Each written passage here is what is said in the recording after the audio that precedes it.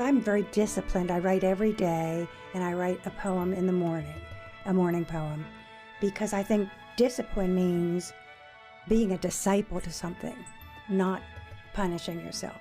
So if you're a disciple to something, you do it as if you're a monk. That's Maryland's Poet Laureate, Grace Cavalieri. And this is Artworks, the weekly podcast produced at the National Endowment for the Arts. I'm Josephine Reed. Grace Cavalieri is a one-woman parade for language in general and poetry in particular. She's published 24 books and chapbooks of poetry and written 26 produced plays. She's the poetry columnist for the Washington Independent Review of Books. She's taught poetry in schools throughout the D.C. region and continues to run poetry workshops. And she's the creator, producer, and host of The Poet and the Poem, a series for public radio, now in its 42nd year, and produced at the Library of Congress for the past 2 decades. She's organized poetry readings by the score, won prizes in poetry, theater, and broadcasting. But this list of accomplishments, as considerable as it might be, doesn't convey Grace's enthusiasm for poetry and generosity to poets. Nor does it give a sense of the depth of her observations or the scope of her subjects. She writes about aging in ways that both tear at the heart and can leave you breathless with laughter, sometimes in the same poem. She's written a series of work in the persona of Anna Nicole Smith, of all people. She navigates the subject of loss with an honest grace, and that really is the appropriate word here. And she takes on the conflict between domestic obligations and the need to create art. And always, always, the sheer love of the work and of the words shine through. And now at the age of 86, Grace Cavalieri is Poet Laureate of the state of Maryland. And for those of us who know her, as I do, it was an appropriately marvelous choice.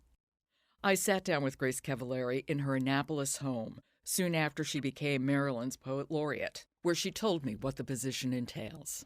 Well, I'm the 10th Poet Laureate. It's an honorary position, but it's a wonderful thing because it finally gives me the platform to go around and ding everyone with a magic wand and let everyone up on the platform with me and teach poetry and invite other poets to be with me. I am going to be visiting 24 counties in Maryland. And each one, I am going to choose a poet from that county to share the stage because it's all about everybody. Everybody is invited to the party. And I'm going to throw a party. Oh, and it's a 4-year position. It is. At 90. How did you come to poetry? I think poets are born. I truly do. I think that we are wired. I honestly believe that a writer is born and finally sees the world through language and understands the confusion only through those hieroglyphics that you decode. I remember being very small and seeing Jane, Spot, and Dick, and my heart burst. Jane, Spot, and Dick, and I knew that was for me. Tell me about your upbringing. Did you grow up in a house that had books and stories and poetry? I think I was benignly neglected, actually, because in those days, parents did not really care about your interior life so much. We were not precious. Kids weren't precious when I was brought up at all. It's so true. It is. They didn't read to you at night, as is the custom now. My father did have the complete works of Dickens, but he didn't talk to me about them. No one immersed me in literature. I think I was born to love books. And in my little teeny library on Hermitage Avenue that had little teeny wooden chairs where we could sit, there were only male poets from England on the shelf. And I used to memorize Kipling. If you can be when all men doubt you. And make allowance for their doubting too. You had the same upbringing. So I had no women, of course, at that time were available to me. But I loved the meter. I loved saying it. So I believe we come in with a blueprint. And that is the blueprint I came with. One of the poems that you wrote in your book, Other Voices, Other Lives, you wrote a number about your father, but one gives such a picture of him in later life, and it's called Moderation. Do you mind reading that? Moderation. 1 cigarette a day is all my father smoked. No more, no less. And a single martini taken before his dinner. You might say he was the very soul of moderation. At 80, he swallowed nitroglycerin pills, not to trouble anyone. First driving to the hospital to park his car in the lot, happy that his papers were lined in order at home.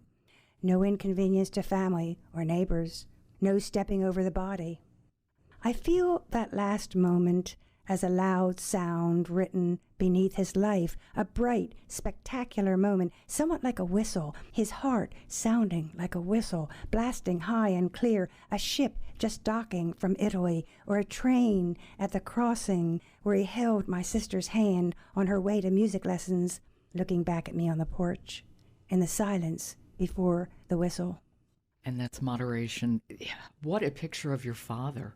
Tell me about him. Tell me about him when you were a kid and how that relationship must have changed over your lifetime. You know, he would be so happy to have you say that, because I don't believe anyone's ever asked about him before, even though I've written about him. The fact that he came to this country at the turn of the century as one of 7 children, and so there was poverty and living in tenements. And so my father grew up in circumstances that were very, I would say, spare, and he became stoic. And there is something about hardship, as corny as it sounds, that builds character. And he was the epitome of a man of character. After we were born as children, he went to college and got his degree and rose finally to be an official of a bank, although he was offered that position if he would change his name to an American name years before, but he would not do that. So he was a man of great character, and he literally did not want anyone to be inconvenienced. So he was, to the end, the oldest of 7 children, holding it together in the tenement, and there he was in the emergency room doing this to himself. So I also think there's an underlying theme here, which is extremely painful, which is that he did prefer my sister because she was a certified genius, and I was kind of this wild child. And their relationship was so tender and so precious, and it was so painful for me that it's indicated at the end that he left with her, and I was always standing watching them. So that's folded in to the poem, and maybe not apparent, I'm not sure. I thought it was apparent. That was such an image of you standing there quite alone and longing. You're the kind of reader we dream of. You write about many things, as this indicates, including your own life. And while a poet has to be ready to reveal herself, can be a little trickier revealing relationships, because that's also about other people and other people's lives. Over your career, how have you grappled with that? You have hit the essential question of being a writer. This is the essential thing. Is it a moral life? Is it an ethical life? How much do you say? How much courage do you need or do you want to have?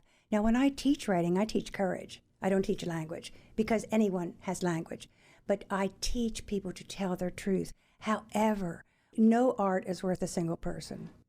And of course, I wouldn't have written this if my father were alive. So the writer's life is always weighing how much to say, but it's fiction, but the feelings have to be true. It has to be true, or it won't work. And often it's through fiction that you can get to the truth. You've also, over the years, written series of poems in the voices of others, 2 of which are Anna Nicole Smith and Mary Wollstonecraft. Now, on the face of it, it's hard to imagine 2 more disparate people. What compelled you to take on the voices of others?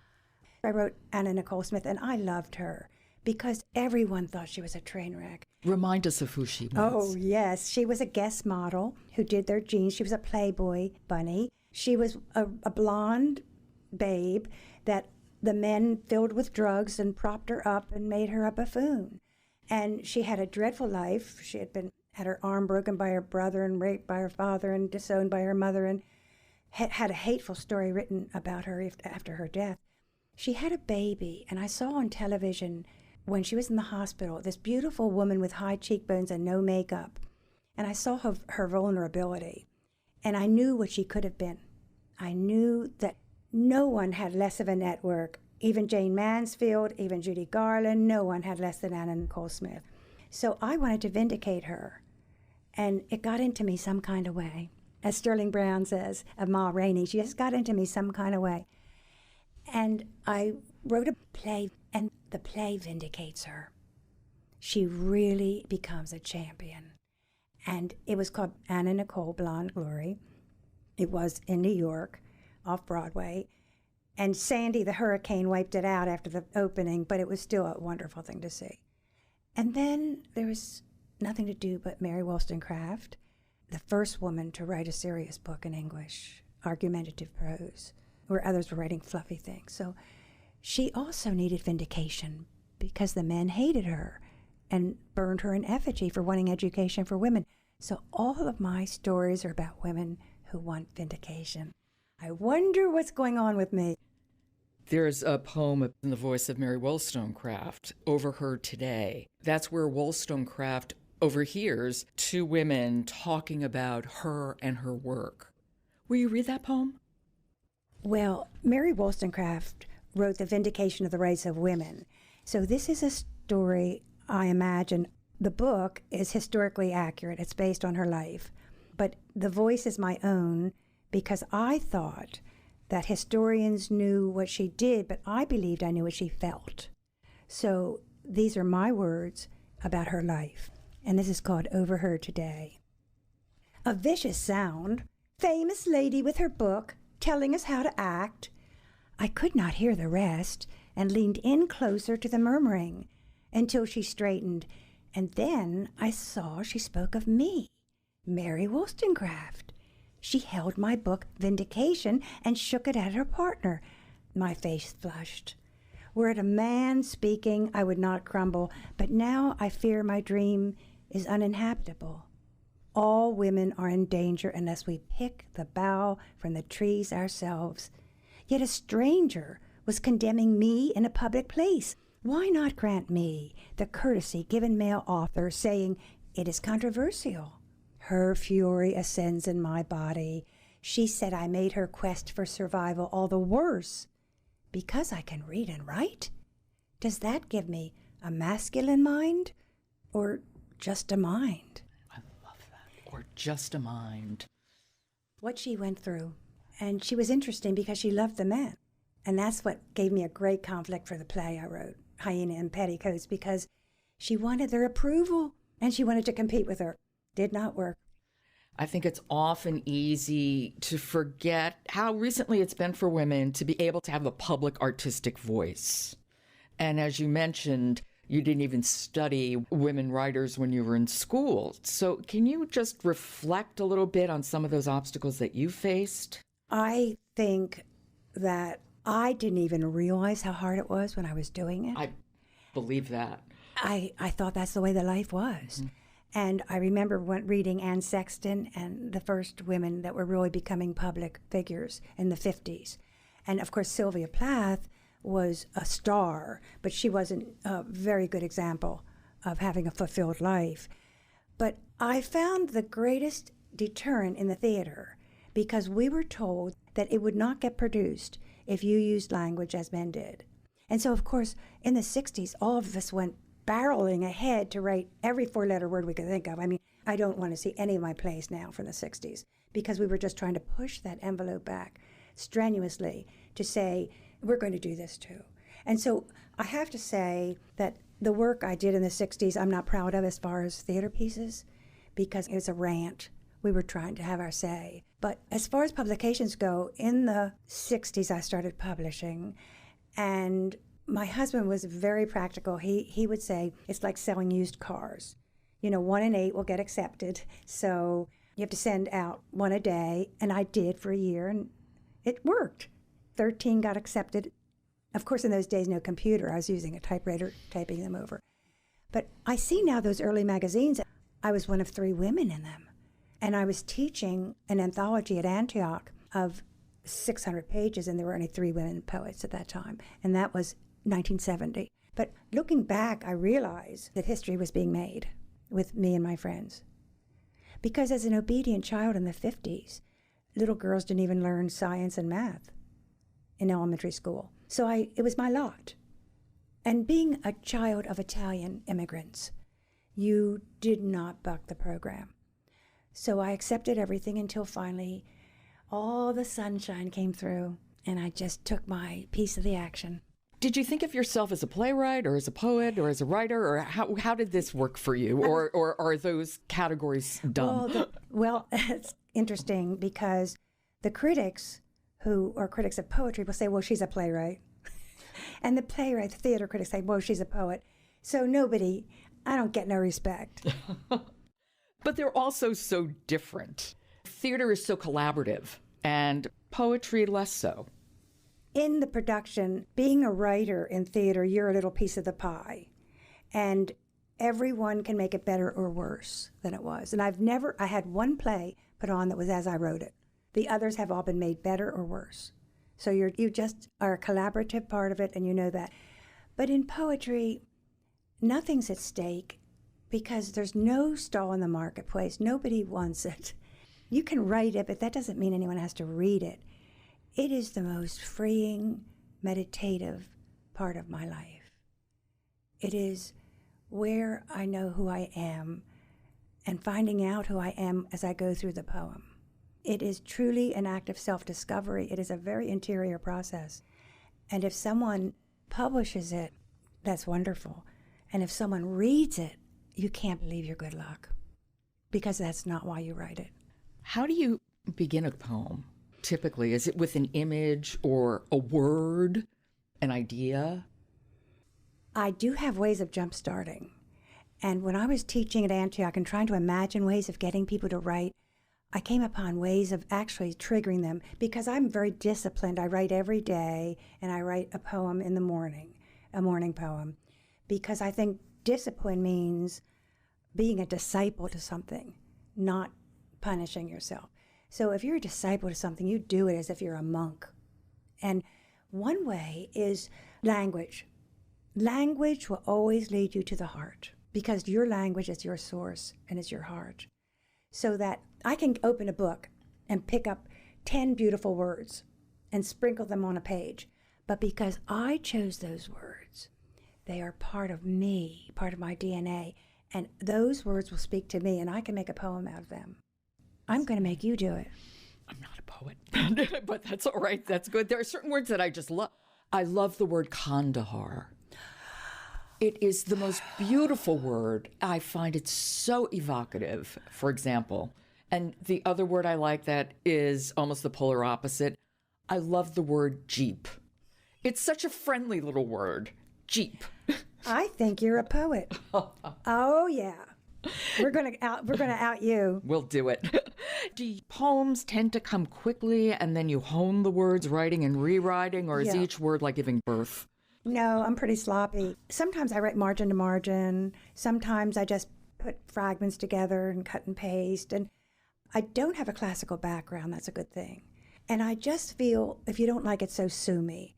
I just do whatever I want. And mostly it's collecting images first, though. I do always start with a lot of scribbles because I don't think that the poet is the source of anything. I think the poet is a beautiful funnel that goes through life picking up things and seeing that little red tree or hearing someone at the next room and collecting those things and weaving them together. And that's what I do.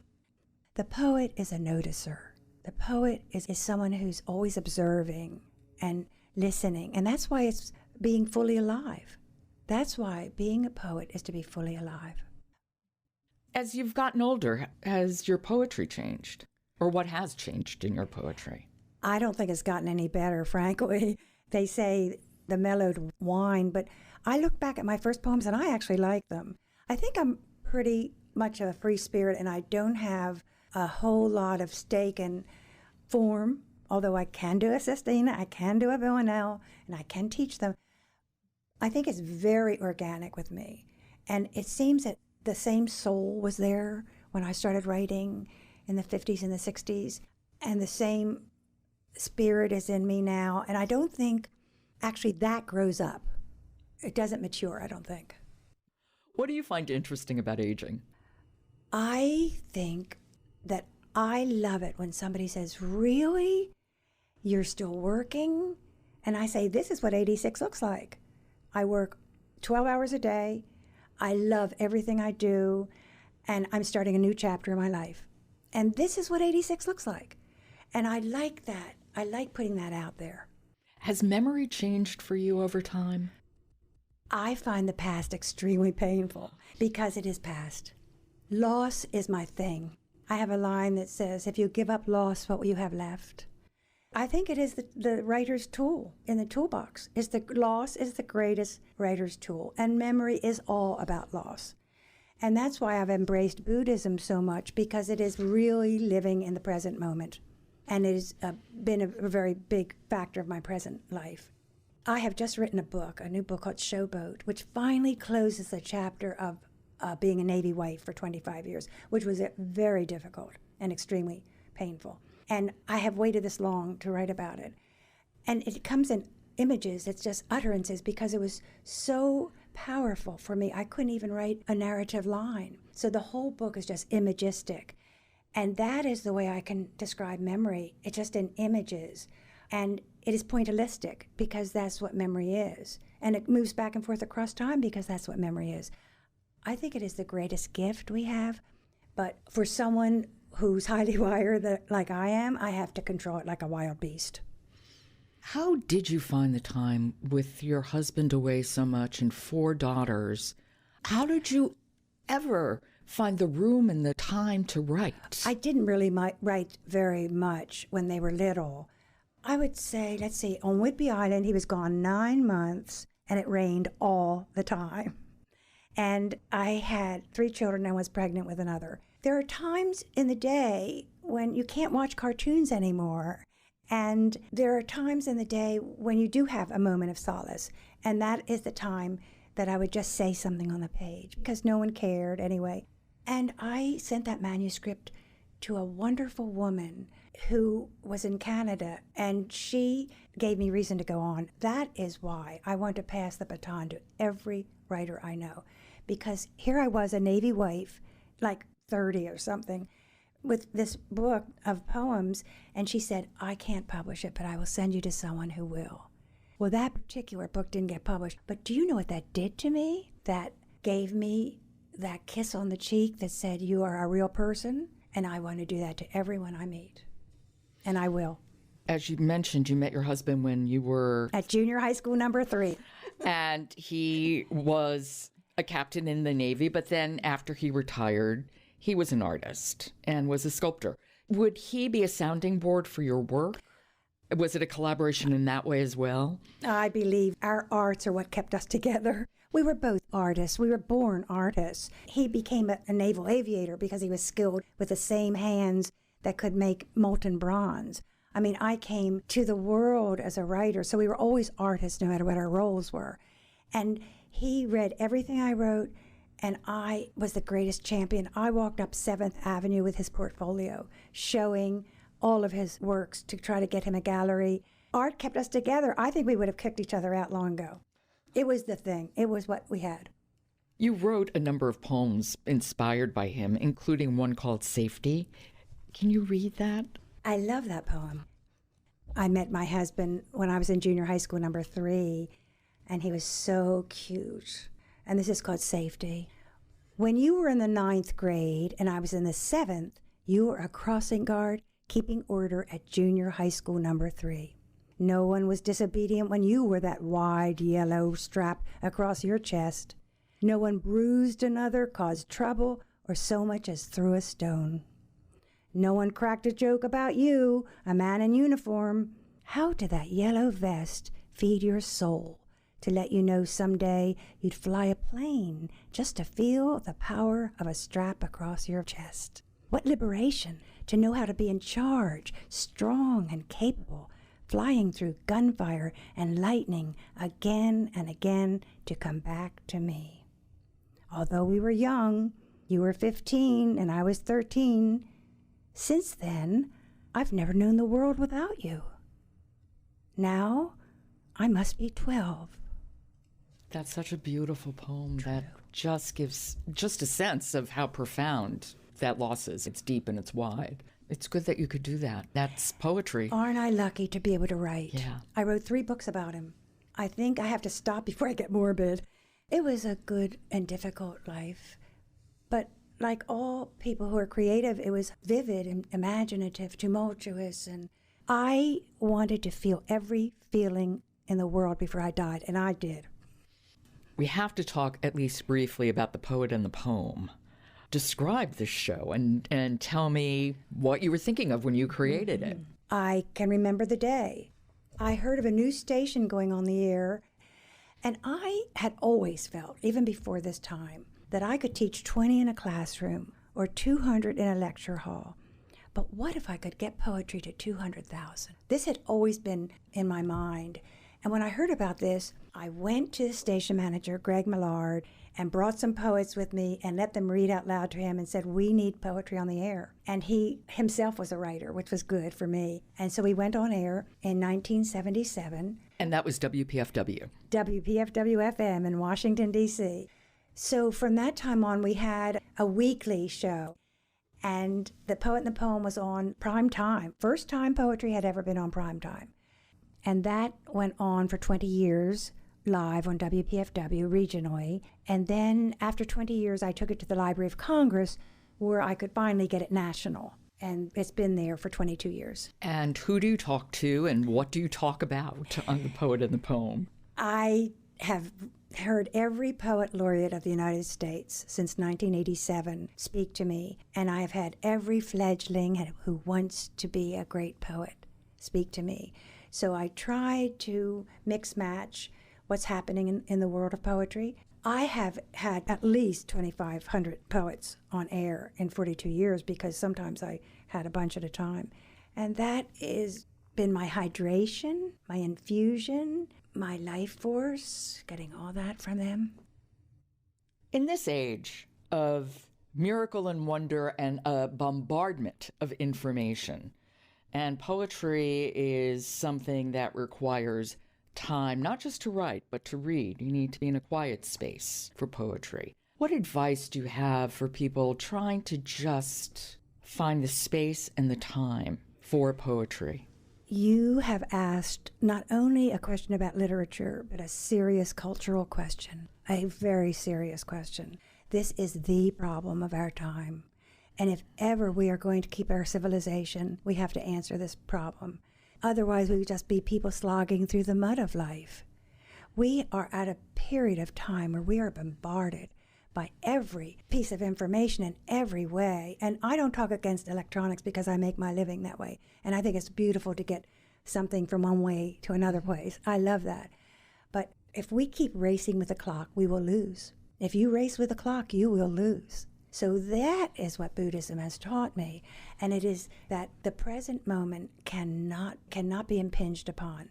When you are in the present, time stops and you cannot think of anything else. That's what meditation does. When you get into your interior life and you just block out all of the clutters of the day, it's a choice of how to live. I mean, we make choices all the time.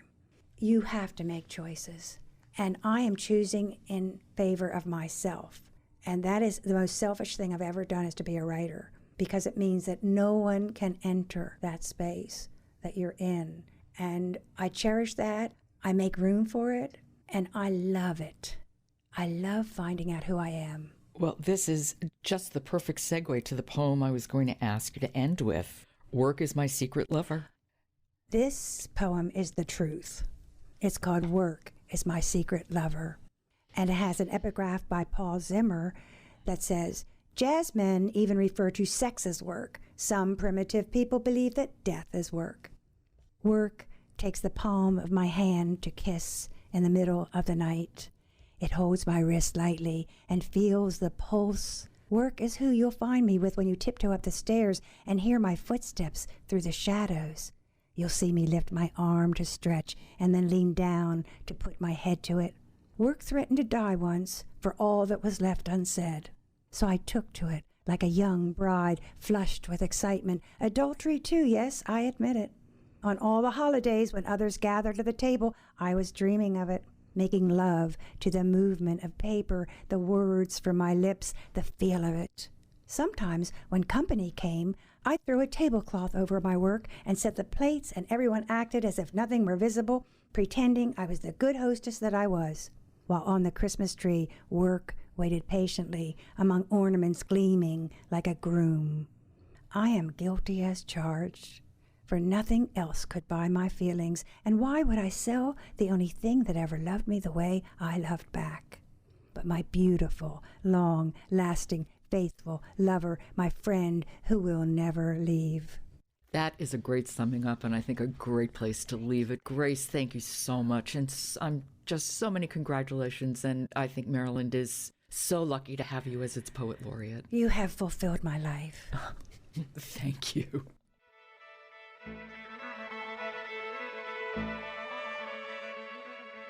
That's the Poet Laureate for the state of Maryland, Grace Cavalieri. Her most recent book is called Other Voices, Other Lives. You've been listening to Artworks, the weekly podcast produced at the National Endowment for the Arts. Subscribe to Artworks wherever you get your podcast, and leave us a rating on Apple. It helps people to find us. For the National Endowment for the Arts, I'm Josephine Reed. Thanks for listening.